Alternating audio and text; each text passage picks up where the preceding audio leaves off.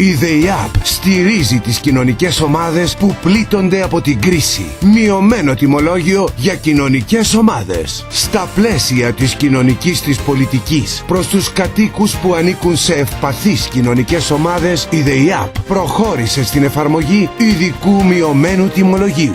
Δικαιούχοι του μειωμένου τιμολογίου της ΔΕΙΑΠ είναι οικογένειες που έχουν άτομα με ειδικές ανάγκες, με ποσοστό αναπηρίας άνω του 67%. Λαμβάνεται υπόψη εισοδηματικό κριτήριο. Εγγεγραμμένοι στην Τράπεζα Τροφίμων και σιτιζόμενοι από τις κοινωνικές δομές του Δήμου Πατρέων. Τρίτεκνη, πολύτεκνη, λαμβάνεται υπόψη εισοδηματικό κριτήριο. Αξιοποίησε το κοινωνικό τιμολόγιο. Ενημερώσου τώρα στα γραφεία της ΔΕΙΑΠ, Ακτή Δημαίων 48 Πάτρα, τηλέφωνο 2610 366 100. Στο γραφείο διαμεσολάβησης του Δήμου Πατρέων, τηλέφωνο 2610 240 859. Περισσότερες πληροφορίες στο deiap.gr.